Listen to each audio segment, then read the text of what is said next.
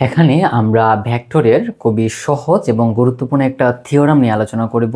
So এখানে actually কি বলা হয়েছে এবং আমরা এখান থেকে কি বের করব সেটা প্রথমত আমাদেরকে বুঝতে হবে।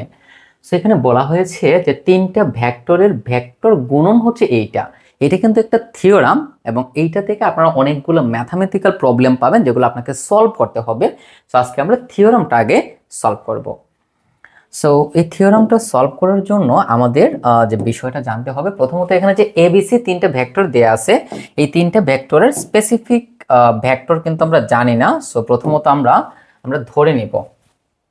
সো আমরা লিখব ধরি, তাহলে এখানে এ ভেক্টর সমান আমরা ধরে নিলাম a1i plus a1i plus a2j plus a3k।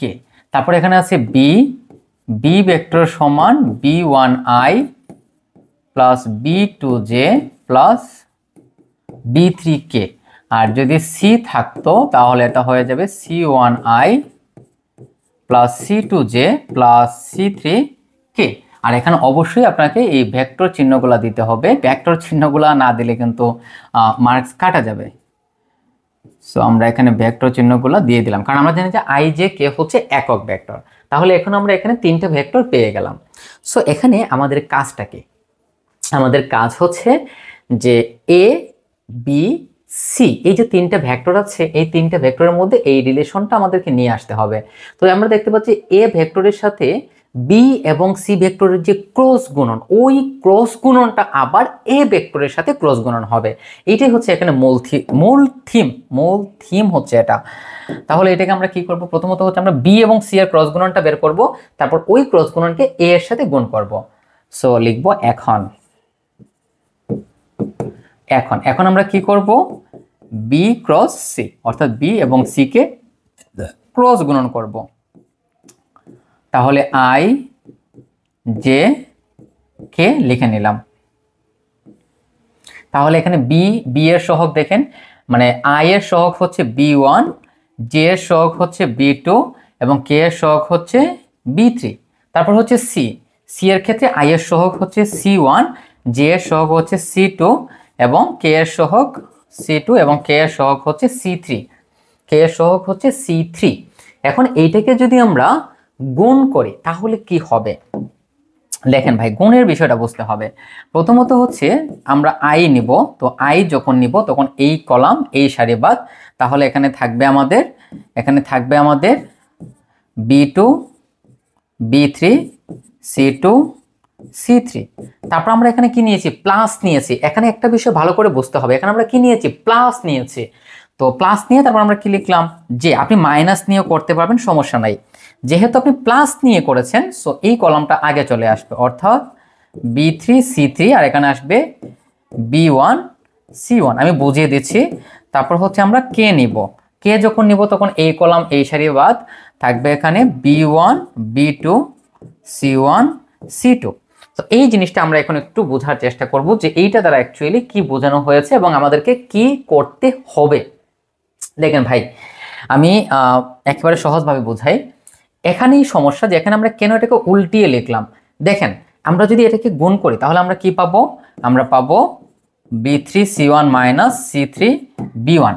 দেখেন, আমরা যদি জে কে নিতাম তাহলে এই কলাম এই সারি বাদ যেত, আগে কিন্তু এই দুইটা গুণ হতো, অর্থাৎ b3 c1, এই যে b3 c1টা আগে গুণ হতো, তারপর গুণ হতো b1 c3। যদি আমরা ওই রকম সরাসরি লিখতাম, তো যেহেতু আমরা প্লাস দিয়ে লিখছি, মানগুলো এখানে লিখছি না, বাট আপনি চাইলে কিন্তু লিখেও করতে পারবেন।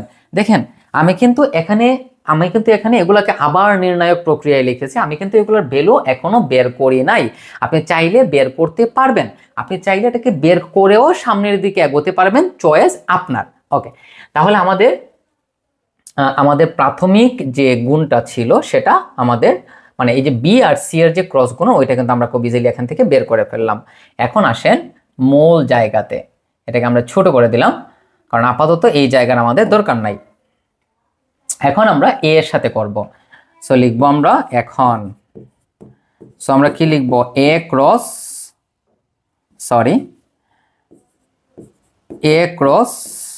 B cross C.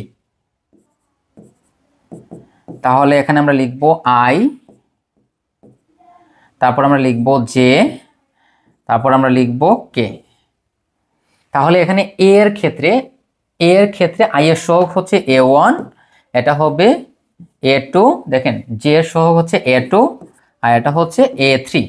আর এই যে বি ক্রস সি, এই বি ক্রস সি এর ক্ষেত্রে আই এর সহগ হচ্ছে এই অংশ, অর্থাৎ এটাকে আমরা লিখব B1 B3, B1 সরি এটা হচ্ছে B2 B3, B2 B3 C2 C3। আর জে এর ক্ষেত্রে যে সহগ হচ্ছে এই অংশ, অর্থাৎ B3 B1 C3 C1। আর এইটার ক্ষেত্রে হচ্ছে আমাদের B1 B2 C1 C2। তাহলে দেখেন একেবারেই সহজ বিষয়, আমরা জাস্ট এখানে ভ্যালুগুলো বসাই দিলাম। এখন আপনাকে এখানে সমাধান করতে হবে।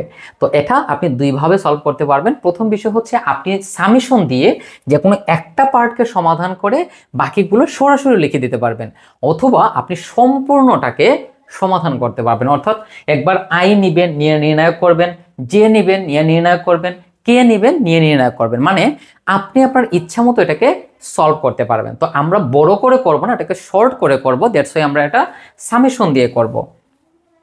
সো আমরা যখন আই নিব, তো প্রথমত আমরা আই নিব, দেখেন আমরা এটাকে সামেশন নিয়ে করব। সো আমরা লিখব, প্রথমে আমরা সামেশন নিয়ে নিলাম, তারপর দেখেন প্রথমত আমরা আই নিব, অবভিয়াসলি প্রথমে আমরা আই নিব, তারপর আমরা ব্রেকেট দিয়ে দিলাম। এখন দেখেন যখন আমরা আই নিব তখন এই কলাম আর এই সারি কিন্তু বাদ যাবে, তাহলে থাকবে কি A2 এর সাথে এই অংশ গুণ। তাহলে আমরা প্রথমতই লিখে দিলাম, প্রথমে আমরা লিখে দিব A2 এর সাথে কি, দেখেন A2 এর সাথে এই অংশ গুণ। এখন এই অংশটাকে যদি আমরা গুণ করি, এখানে কি আছে, এখন এই দুইটাকে গুণ করে একসাথে বসাই দিতে পারেন, অথবা আপনি গুণ লিখে পরের লাইনেও বসাতে পারেন। আচ্ছা, B1 B2 C1 C2 আমরা এখানে লিখে দিই এটাকে B1 B2 C1 C2। ওকে, তারপরে দেখেন এই দুইটা গুণ হবে, অর্থাৎ A3 এর সাথে এই অংশ গুণ। এখানে সূত্র অনুযায়ী কিন্তু মাইনাস, তো এখানে কি আছে B3 B1, দেখেন B3 B1, আর এখানে কি আছে C3 C1 C3 C1। এটাকে আমরা ক্লোজ করে দিলাম। এখন আপনার মনে প্রশ্ন আসতে পারে যে আমরা আই কে নিয়ে করলাম, তাহলে জে এবং কে কে নিয়ে আমরা কেন করলাম না? দেখেন আমরা আই কে নিয়ে করেছি, আমরা কিন্তু এখানে সামেশন দিয়েছি। সামেশনের মানে হচ্ছে যে পেছনে জে এবং কে আছে, আপনি কোনো জায়গাতে সামেশন দেওয়ার মানে হচ্ছে অনেকগুলো পদ আছে বা অনেকগুলো পার্ট আছে, আপনি একটা পার্টকে করবেন এবং বাকি পার্টগুলো অটোমেটিক কাউন্ট হবে, ওইগুলো কাউন্ট হয়ে যাবে, আপনাকে করতে হবে না। বাট আপনি যদি সামেশন এখানে না দেন তাহলে এখানে প্লাস জে দিয়ে করতে হবে, আবার কে দিয়েও কিন্তু আপনাকে করতে হবে। I hope clear. এখন এটাকে আমরা গুণ করি, তাহলে সামেশন অফ আই, ওকে, তাহলে এখানে আছে কি A2, এখন এই দুটাকে গুণ করে দেন, হয়ে যাবে B1 C2 minus C1 B2 minus A3, এটা গুণ করলে B3 C1 minus B1 C3। ওকে ওকে ওকে, এখন আমাদের প্রমাণে আসি। এখানে কি আছে A dot C dot B। আচ্ছা, এটাকে আমরা একটু লিখি, এখানে A dot C dot B minus কি আছে A dot B dot C। দেখেন A dot B dot C, এটাকে আমরা প্রুফ করব। এই অংশটাকে আমি এভাবে দিয়ে দিলাম,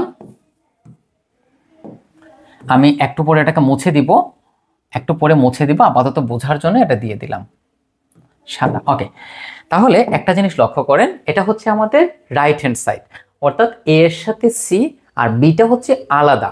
তাহলে এখানে দেখেন, এখানে B1 আছে, B2 আছে, C1 আছে, C3 আছে। ওকে, তার মানে আমরা প্রথমত A এবং C কে একসাথে রাখবো আর বিটাকে কমন নিব। সো প্রথমত আমরা B1 কে কমন নিব। কাকে কমন নিব?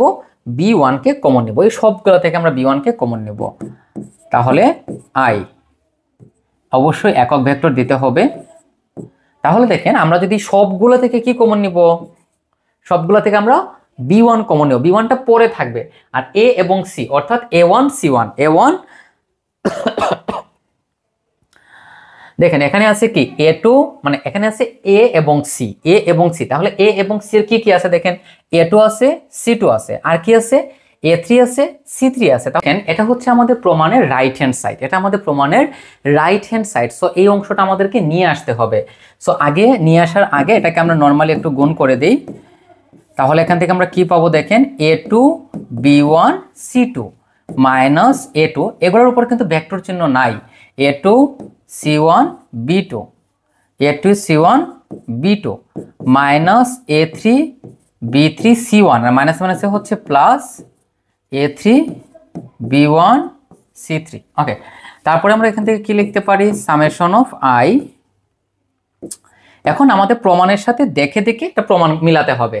তাহলে এখানে দেখেন A এবং C একসাথে আছে এবং Bটা তার সাথে গুণ আকারে আছে, আবার এখানে A এবং B একসাথে আছে, Cটা তার সাথে গুণ আকারে আছে। এখানে এগুলোর উপরে কিন্তু ভেক্টর চিহ্ন আছে, আমি জাস্ট বোঝার জন্য এগুলো লিখেছি। এখন আমাদের উদ্দেশ্যটা কি, উদ্দেশ্যটা হচ্ছে Bটা কিন্তু বাইরে থাকবে এবং A এবং C একসাথে ডট গুণ আকারে থাকবে। সো আমরা B বলতে প্রথমত আমরা B1 কে কমন নিব। তো B1 কে কমন নিলে এই পদ এবং এই পদ থেকে B1 কমন যাবে। সো এখান থেকে B1 কমন নিলে থাকবো A2 C2 প্লাস, যদি আমরা B1 কমন নেই তাহলে থাকবে A3 C3। দেখেন আমরা কি বলেছিলাম, B যদি কমন নেই তাহলে A এবং C একসাথে থাকবে। দেখেন AC একসাথে, AC একসাথে, মানে A2 C2 A3 C3, but A এবং C একসাথে, এইটাই হচ্ছে এখানে মূল বিষয়। তারপর সূত্র অনুযায়ী কি আছে, মাইনাস, আমরা মাইনাস দিয়ে দিলাম। তারপরে দেখেন C থাকতে হবে, তাহলে আমরা এখান থেকে C1 কমন নিব। তাহলে দেখেন যদি C1 কমন নেই তাহলে এখানে কি থাকবে, A2 B2, এখানে আছে মাইনাস, মাইনাসে মাইনাসে প্লাস, C1 কমন নিলে পাবো আমরা A3 B3। সো এতটুকু পর্যন্ত আশা করি আমরা ক্লিয়ারলি বুঝতে পেরেছি। এখন প্রশ্ন হচ্ছে, আমাদের প্রমাণের মধ্যে কিন্তু A ডট C এর কথা বলা হয়েছে। A ডট C মানে হচ্ছে A1 C1 plus A2 C2 plus A3 C3। তার মানে এখানে আমাদের A2 C2 আছে, A3 C3 আছে, বাট A1 C1 নাই। সো আমরা এখানে A1 C1টাকে লিখে দিব জাস্ট। তাহলে আমরা লিখব B1 এবং এটাকে আমরা লিখব তখন A1 C1 plus A2 C2 A3 C3 plus minus C1। এখানেও দেখেন সেম, যে এখানে A1 B1 নাই। সো আমরা লিখব A1 B1 plus A2 B2 plus A3 B3। এখন আপনার মনে এখানে একটা প্রশ্ন আসতে পারে যে হ্যাঁ আমি সবই বুঝলাম যে আমাদের এটা নিতে হবে, বাট আমি কিভাবে এটাকে নিয়ে আসলাম। দেখেন এই যে এখানে আপনার এখানে আমরা এই যে আমাদের লাইনটার মধ্যে A1 C1 আমি লিখেছি এক্সট্রা, তাহলে A1 C1 এর সাথে কিন্তু B1টা গুণ আকারে আছে। তাহলে A1 C1 এর সাথে B1 গুণ করলে হয়ে যাবে A1 B1 C1। সিমিলারলি এখানে দেখেন কি আছে, এখানে কি আছে দেখেন, এই যে আমরা A1 B1টা নিলাম, তো A1 B1 এর সাথে C1 গুণ করলে A1 B1 C1, এবং এইটার সামনে কি আছে মাইনাস, এটার সামনে কি আছে প্লাস, তার মানে এই অংশ আর এই অংশ কিন্তু কাটা যাবে, কিন্তু আমরা কাটবো না কারণ আমরা আমাদের প্রয়োজনে এটাকে নিয়ে এসেছি। তাহলে এটাকে এখন আমরা কি লিখতে পারি, তাহলে এখান থেকে আমরা লিখতে পারি, দেখেন এই যে B আর এই অংশ, তাহলে এটাকে আমরা লিখবো, এটাকে এই টোটাল অংশটাকে আমরা কি লিখতে পারি, এই টোটাল অংশটাকে আমরা লিখতে পারি A ডট C, আর এটাকে আমরা লিখবো সামেশন অফ I B1। এই যে I আর এই হচ্ছে B1, আর এই টোটাল অংশ সমান হচ্ছে A ডট C, কারণ এখানে A এবং C এর ডট গুণনের কথা বলা হয়েছে। তারপরে কি আছে মাইনাস, এখানে কি আছে AB, তাহলে এটাকে আমরা লিখতে পারি A ডট B, আর এইটার সাথে দেখেন এই যে I C1, তাহলে আমরা লিখবো summation of I C1, summation of I C1। তাহলে এই যে আমাদের টোটাল লেখাটা লিখলাম, এখন এটাকে এটার সাথে মিলায়ে লিখে দিব, কি লিখব যে A ডট C, আর এটা হচ্ছে B, কে লিখবো আমরা B1 minus A dot B dot C। এখন প্রশ্ন হচ্ছে কিভাবে, দেখেন এই জায়গাটা আমরা একটু বোঝার চেষ্টা করি।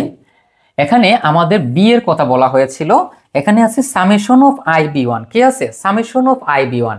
সামেশন অফ I B1 এর মানে হচ্ছে আমরা যদি সামেশনটাকে তুলে দিই তাহলে এটা হয়ে যাবে I B1 plus J B2 plus K B3, আর এই অংশটা সমান হচ্ছে আপনার এই যে দেখেন B, মানে হচ্ছে সামেশনটাকে আমরা যখন তুলবো, দেখেন এটাকে যদি আমি সামেশন তুলে আপনাদেরকে একটু বোঝাই, পরের পেজে যাই। আচ্ছা, এখানে আমরা দেখাই, যদি এটাকে আমরা সামেশন তুলি, মানে summation of I B one, একটু আমরা এটা বোঝাই। মনে করেন summation of I B one, এর মানে হচ্ছে I B one plus J B two plus K B three, এই অংশটা। আর এই অংশ সমান আমরা জানি বি ভেক্টর। তো আমরা যখন সামেশনটাকে তুলে ফেলবো তখন একটা বি ভেক্টর হয়ে যাবে, আবার যখন এখানে সামেশনটা তুলে ফেলবো তখন একটা সি ভেক্টর হয়ে যাবে। অর্থাৎ এটার যে রাইট হ্যান্ড সাইডটা ছিল সেটা আমরা এখান থেকে পেয়ে যাব, আচ্ছা, এটাকে আমরা একটু নোটসের মধ্যে নিয়ে নেই, তাহলে আপনারা যদি এটা দেখেন, যদি প্রয়োজন বোধ করেন তাহলে আশা করি বুঝতে পারবেন। আর এই অংশটাকে আমরা মুছে দিলাম। সো আমরা লিখতে পারি সুতরাং লেফট হ্যান্ড সাইড সমান রাইট হ্যান্ড সাইড। সো আমাদের যে প্রমাণ ছিল সেটা আশা করি আমরা বুঝে গিয়েছি। ওকে, সো আমরা লিখতে পারি সুতরাং লেফট হ্যান্ড সাইড সমান রাইট হ্যান্ড সাইড, প্রুফড। দেখেন এখানে আমরা সামেশনটাকে এই জায়গা থেকে যখন নিয়ে এসেছি তখন এই টোটাল অংশ মানে হচ্ছে এ ডট সি। আপনি চাইলে এগুলোকে নর্মালি ভেক্টরের ডট গুণনের সাহায্যে সমাধান করেও এটাকে দেখতে পারেন যে অ্যাকচুয়ালি বিষয়টা কি হয়। তো আশা করি আমরা বিষয়টা বুঝতে পেরেছি। আপনারা যদি এখানে দেখেন, আপনারা যদি এখানে চান যে টোটাল অংশটাকে গুণ করবেন, মানে ক্যালকুলেশন করেন, তারপর যদি আপনি চান যে এখানে সামেশন না দিয়ে আপনি প্রত্যেকটার আলাদাভাবে করবেন, সেটাও করতে পারবেন, চয়েস আপনার।